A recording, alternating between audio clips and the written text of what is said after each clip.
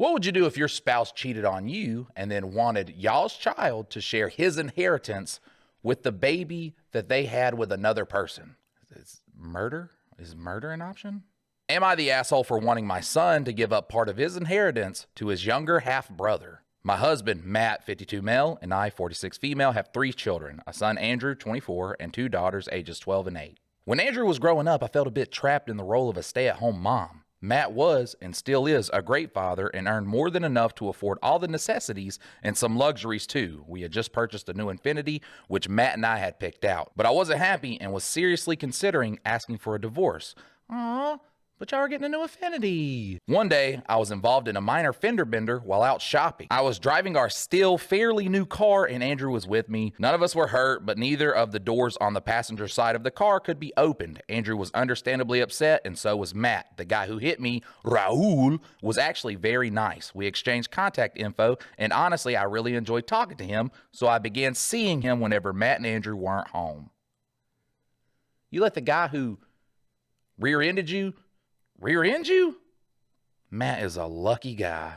Honestly, I was happier than I had been in a long time, but I eventually felt guilty. I told Raul that I wanted to work on my marriage, so we broke up. Good for you. Oh man, it is always nice when someone feels guilty way after they've done all the bad things. Once again, Matt, you are one lucky guy. I confessed everything to Matt, and he agreed to go to counseling. Divorce. Around this time, I found out that I was pregnant with a baby boy. Divorce. We did a prenatal DNA test and it showed that Matt was not the father. Divorce. I decided to give my son up for adoption after he was born, so that's what we did. Nice. Now we have 2 innocent people. Tally that. 2 innocent people that are now harmed from your mistakes. Great job. Matt and I then had our 2 daughters. I always felt guilty about the adoption, so a few years ago, I did a DNA test and found my son Diego.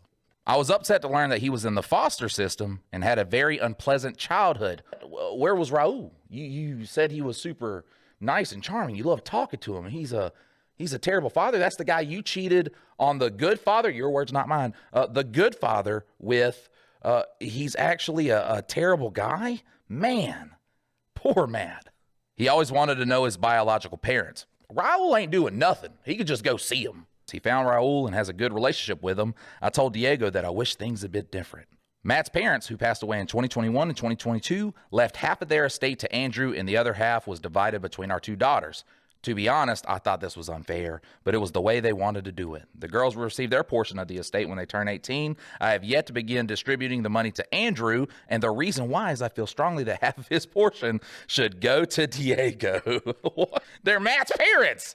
They are not related to Diego at all. You are obviously drawing this family tree with a brush of delusion. Side note, can I just divorce this lady for Matt? Like, can I do that? Will that hold up in the court of law?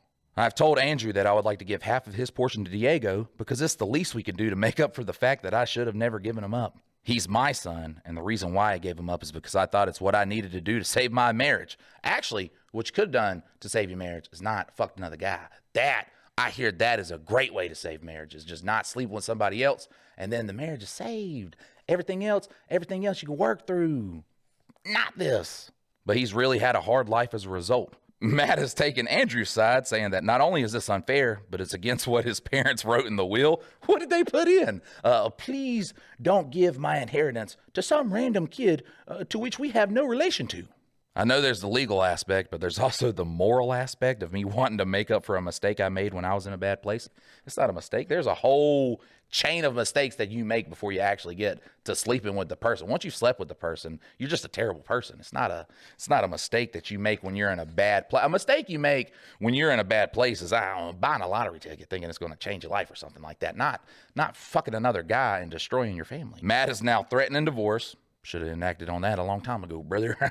While Andrew has been saying some really horrible things about both me and Diego to pretty much anyone who listened. Yeah, man, did you know that my mom is a home-wrecking whore? God, and now she wants me to give half my inheritance to the guy who, when my father looks at him, makes him want to kill himself.